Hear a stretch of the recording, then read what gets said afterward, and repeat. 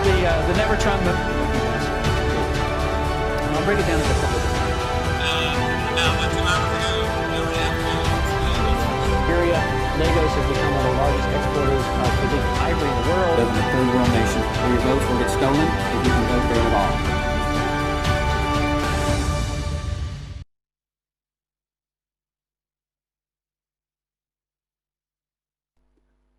Welcome to Around the World with Dane Waters. I'm your host, Dane Waters. It is always a great pleasure to be here. So let's just talk about some of the highlights. The World Cup's over. Sadly, my pick, Portugal, got beat a long time ago. Spain and Argentina. I was actually rooting for Spain, so I actually, that worked out well. It was interesting to watch the first halftime show. I don't think football/soccer should have halftime shows. It just doesn't really go with the games. Just leave that for American football. So we'll see what happens in the next 4 years. What else is happening on the world stage? In Nicaragua, Daniel Ortega, the president, has decided he's going to ban elections. He's just going to stay in office forever. He just thinks elections would allow the great evil of America to come into his country. So, hey, I guess maybe that's the new trend growing around the world. Just decide not to have elections. We have what's going on in Iran, of course, with the United States. We're going to talk about that with our second guest. And what else do we want to talk about this morning? I think that one of the other issues I want to talk about is it's a growing issue in the United States. It's going to be a power, when Benjamin Netanyahu comes to the United States for the UN Assembly, the mayor of New York, Mondami, has said he's going to arrest Netanyahu on war crimes. And yet Trump has now says that no, under no circumstances will Netanyahu be arrested. So we'll see how that power play works itself out in the Big Apple, as they say. So, what's going on in America, I just don't ever know. Anyway, let's take a quick break from Around the World with Dane Waters, and we'll be back with our first guest. Thank you.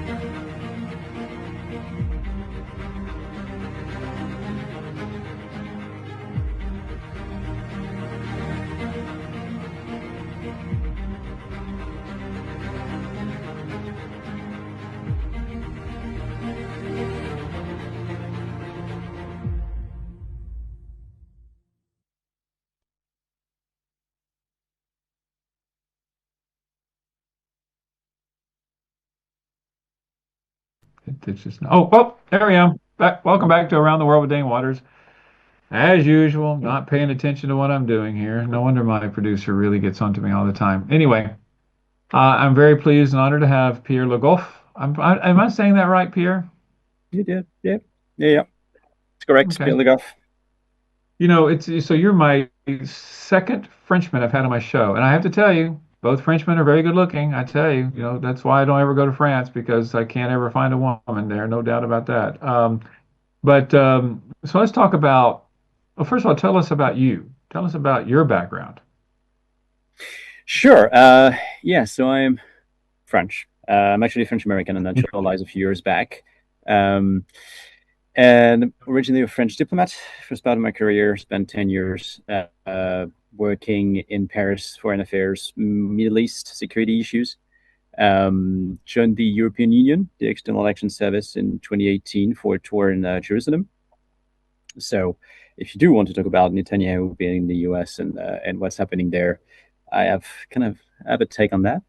And now I'm trying to, I want to say advise people, because I wouldn't know how to do that, but give my take on things when people ask. So that's what private sector does, right? After 15 years in government, I don't even know, but to do. So I try to do that the best I can now.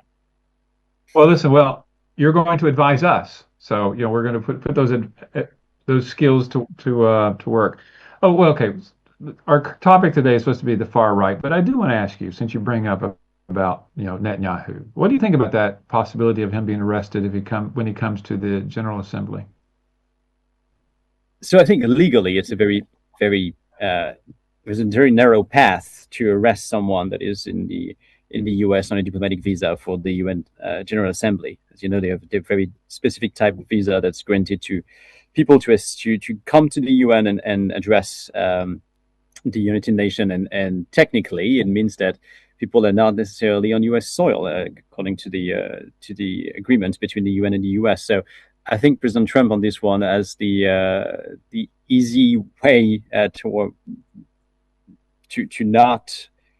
prevent Mamdani from doing anything with the New York City police. That being said, you can always arrest someone and then litigate and say, okay, it's my bad. It was actually a mistake. We should have done that because according to your status in the United States, you can be prosecuted. But he could be arrested and not prosecuted, which would be a first, and which would be a very interesting turn of events. So I'm with you on that. I'm interested to see how Mamdani is willing to push it, knowing that he cannot prosecute, but that he can, of course, use NYPD to impede a bit, at least Bibi's motorcade, which would be, again, a first in New York. Yeah, well, I hate to see, sadly, I can't imagine Netanyahu's security just saying, "Oh, yep, take Bibi, just take him to jail." We're not going to do anything about it. So, listen, hopefully, well, anything's possible in the Big Apple. So, I don't know. We'll have to see how that goes. But let's get down to our. I'm assuming that federal service would be like, usually when Bibi comes, he also comes with, of course, his private security and personal security and the Israelis here, but the U.S. federal service also provides security for him. So. It would be also interesting to see how it plays out between the federal and the state and city level. So yeah, tons of interesting. I'm sure people are looking into that right now, which keeps them busy over the summer, which is good. Yeah, well, we'll have to. Okay, let's talk about the far right. What's going on? You're as a Frenchman, I guess Marie Le Pen, and so first of all, let's talk about the terminology. When we talk about the far right, what would be your definition of the far right?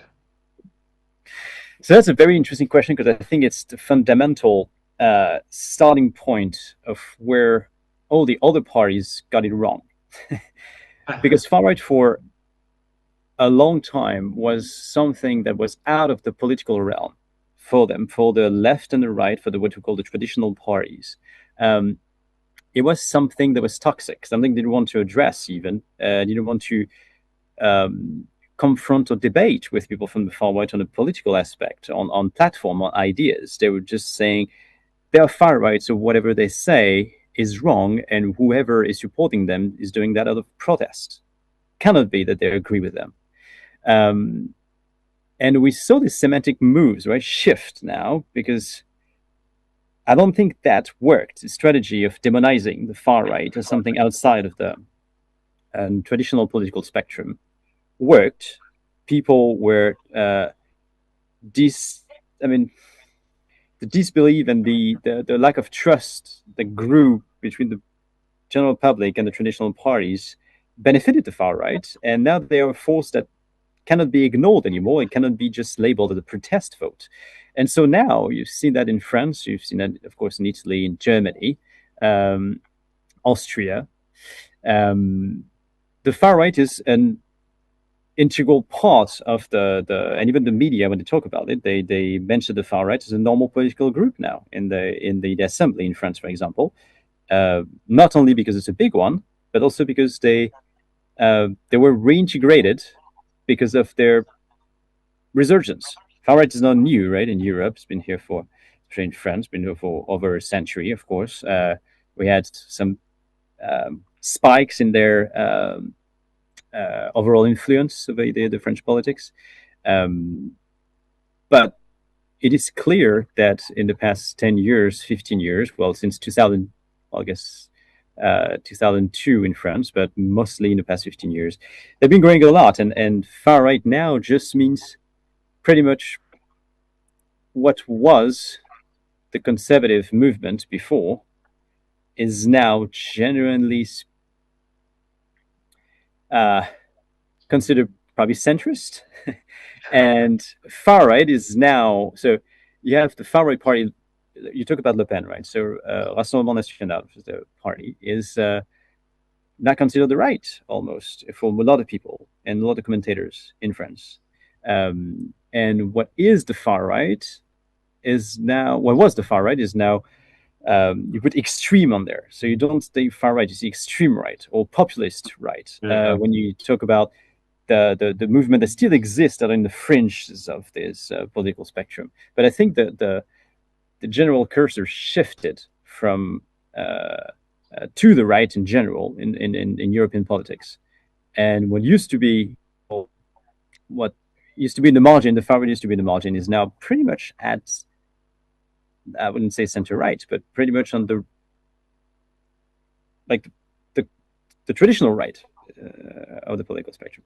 Well, I'm glad I asked that question because it is complicated. Because here in the UK, where I am, people called the Reform Nigel Farage party the far right, and and it seems like any party that basically believes in anti-immigration. I'm just generalizing here. Anti-immigration, pro-nationalism. Like in the United States, the white boys and some people, call them the far right. And anybody who supports, what the Nazis supported, they call that far right. So, but some of those parts, like for example, Nigel Farage, they're becoming mainstream now. So, let me ask this question. Do you think that the far right should be feared? Or do you think that it is not as concerning as it used to be?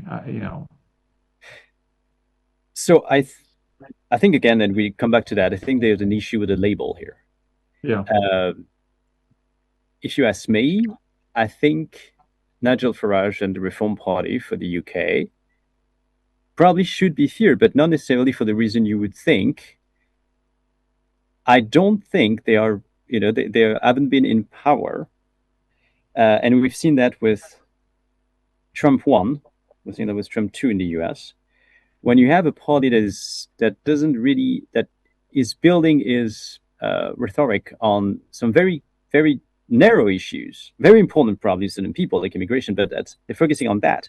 And they don't develop a real economic program, economic platform. They don't develop relations with the neighbors, which for the UK is incredibly important, especially now that the UK is not part of the EU. You need to have incredible diplomacy to build trade partnerships with the US, Europe, and outside. If you don't do that, and I'm probably mistaken, but I don't think Reform has done that in the past, or I've proved that it were actively doing so. When you arrive in power, you are effectively in waiting mode because you need to build that once you arrive in power, and the word keeps on going without you. So I think it should be feared just for, if just that, just for the economic reason. And the same goes for France. You've noticed that in most of the far-right parties in Europe, they now came back from their anti-Europe. They are anti-Europe because they're not nationalists, right? But they're not anti-European Union anymore as much as they were. So the Frexit movement in France is now very marginal. And Rassemblement National and Front National before them, they're really anti-Europe, anti-European Union. They fought that hard for years. And now they're okay with it because they realize that they need to provide, they need to succeed economically. But the thing is, within their party, within their mindset, it's still a nationalist party. So how do you reconcile this need to have an integrated European economic policy and platform, because this is how countries like France or the UK survive in the nowadays economy, ours. How do you reconcile that with a nationalist rhetoric? And I don't think the far right has done that yet. I don't think they reconcile their inner party nationalist movement and base with the necessity to have, a free market economy and trade with partners and with strong economic, political, even military relations with allies and partners. And I think that's a real danger, because when they arrive in power, you see this divide within the party taking shape, and they can't govern properly. So even not talking about what they will do, how they will do it is to me a big issue. And we've seen that in the US. The US is a sandbox for what's to come in the EU, sadly, if we don't do anything about it. And well, arguably, economically, the Trump administration right now is not incredibly successful. Let me ask you, do you think that Trump's views on the EU and how he has treated the EU, has that forced European Union members more cohesion among Europeans, or is it making the European Union stronger because of Trump? It's a wake-up call that everyone is using this phrase, but I think it's true. It's a wake-up call that the EU needs to take care of itself and needs to be more coherent, needs to have better processes to decide on where it wants to go. But overall, it's detrimental to the EU, because the EU-US partnership is essential to the EU. It's essential because I still think we do, but we share values that we try to defend together. And also we share a lot of trade, and we share a lot of back and forth between the commercial routes between the US and the EU is vital to the economy of both the US and EU. So yes, it could be in the short term that it will reinforce a bit the cohesion amongst the EU member states, but overall it's very detrimental, because we need a strong transatlantic partnership to thrive and to face the real competition that is China, not only for commercial ideas and commercial development in Europe, but also for all our interest and all the commercial and economic partnership we built over years with the rest of the world. Well, so let's go back to extremism. Okay, we talk about the far right. Let's talk about extremism, because you're right. I mean, terminology is. I mean, listen, we deal with these terms like populism and nationalism and far right, but let's just kind of boil it down to extremism. I think we all can agree on what extremism is. But is extremism growing in the European Union? I believe so. I believe so, and on both sides of the spectrum, sadly. So extremism on the right and the left. I'm not going to enter that, who started to be more extreme first. But obviously, the extreme right will fuel the entire right sentiment and the extreme left, and vice versa. And again, we've seen that in the US with a very, very polarized society. And you wake up all of a sudden and you have an incredibly polarized society, and it feels like it's irreconcilable. Well, we're not there yet in the EU. I don't think so in Europe. But there is a growing extremism that, to me, is linked to the failure of traditional parties.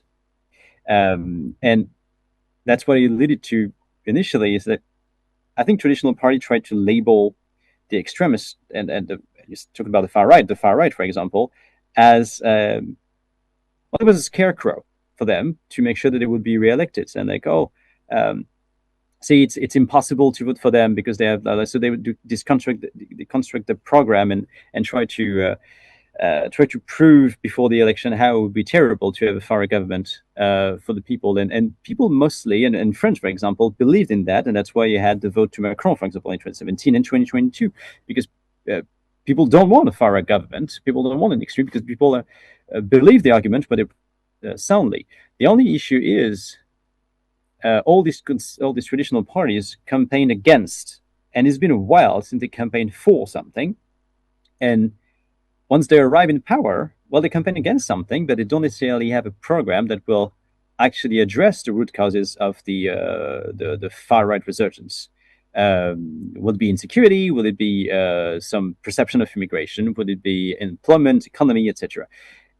And that is an issue, because then when you elect someone who is telling you vote for me because the other one is terrible, but then you don't have your issues addressed in the 5 years that the president is in power, well, then it's like, okay, well, maybe I was wrong. Maybe I should vote for the other guys. Maybe I did wrong. And I think that started again in the 90s in France, and you see that growing. And in every election, they are climbing because of that, because people start to be the lack of trust in the traditional political class, the elite, is growing. So I don't know if that's extremism, but that's growing. And populism is definitely growing, meaning that it is very easy to, in a 2-minute clip on social media, to convince someone that the president, the government, is doing something wrong. And then it's a lot harder to convince otherwise. And traditional political parties don't really campaign anymore as they used to, don't really take the time to explain and to convince, because again, they think that they can only campaign for the last 2 weeks and it can win the last debate against and it'll be it. They will campaign against and it'll be done. So that's a very big issue. And I think that's what is fueling the populism. And as we've seen in the US, I was seeing in France, as we've seen in Italy, and in the UK, populism leads to extremism. So that's, to me, the biggest link here. I agree. So based on, since Macron can't run for re-election, do you think there's a chance that like Le Pen could being president? I know there's some legal issues associated with her running, but outside of that, yes, absolutely. And I would say right now she's the best position to be the next president. And I don't think it is. It's not only her doing. She's doing great in campaigning. She restricted her party in a way that is appealing to people. The messaging is now tuned down a lot compared to what her father used to do, and compared to the early years of when she took over. And I think that's what people want, and a lot of people will actually vote for her and not against the system or against. They would vote for her. But I do think it's also the election is also for the other political parties to lose, because should they, there is space for especially center right, but also center left, and we have example in the in France, we have examples of the concentration in the center of forces coming together to try to have a kind of a center right platform, usually, because in your center, you're usually center right and center left. But I think there is space for that. The only issue is you will have 7 to 8 candidates, because no one seems to agree who should be the candidate, and everybody thinks that it could be that they are the next Macron. Sadly, they can only be one, and I don't see any signs, especially in the left, of them unite. And if they don't do that, of course, they will not be able to challenge Le Pen. And that is to be feared, because you mentioned, we're not, we've seen what's going on in the US. The trend is clear. Biden campaigned on the end of democracy if Trump would be elected. And I think there was a mistake to put that harshly, because he was disconnected to everyday concerns for people. but he's not completely wrong in the sense that we've seen the attack on the judiciary, we've seen the attacks on the university and research, we've seen the attack on the CDC, on NOAA, on all these what provides data for the government to run. And I think this playbook will probably be the exact same that Marine Le Pen will use, trying to make sure that, yes, election will happen next time. Well, not in Nicaragua, but when election happens, the press will not necessarily be as free as it used to be. The judiciary can not necessarily do the same job as it used to be. And all the guardrails that guarantee the free and fair election will probably be dismantled, legally dismantled, which is a very, very scary thing. So to come back to the initial question, should we fear the far right? I think we should, because if they're using the US playbook, we're in big trouble. Well, no, I agree, and I think that what's historically, I mean, you and I both do political stuff, and what I see is that when times are tough economically for the people, they're less likely to care about fundamental things like freedom and democracy, because they want to put food on their tables and a roof over their heads and to educate their kids, and so I think that is one of the reasons Donald Trump got elected, and I think you're spot on about Biden talk about Trump winning would be an assault to democracy. Average people says, okay, well, fine, that's great, but I need to make sure that I can feed my kids. So that was the issue there. Listen, Pierre, sadly we're out of time. We could talk a long time about this stuff because with America, to me, with America, abandoning their responsibilities globally, I think the European Union needs to take a greater role. And Macron leaving, I think, will be, it depends on who takes over, but I don't know. He's a very critical player in what happens around the world. So anyway, I'm sorry to keep going on about that, but the European perspective, I think the whole world needs to pay attention to. So listen, Pierre, thank you. You got 30 seconds for any parting words. Yeah, I mean, 30 seconds. I guess the easy topic is Iran, right? Now again, hopefully, and that comes back to what you said, because what's happening in Iran now, I think, will affect not only the midterms in the US, not only but will affect a lot of elections coming forward, because it's affecting the world economy, it's affecting the world's system of international regulations, and I think this is a key moment in the world history right now, and will again affect elections in the US and Europe next year, and let's see how. Well, listen, Pierre, I appreciate your time and your perspective, and I'll talk to you again soon. Thanks a lot. Thanks, Dane. Thanks for being with Dane Waters. Let's take a quick break, and we'll be back with our next guest. Thanks.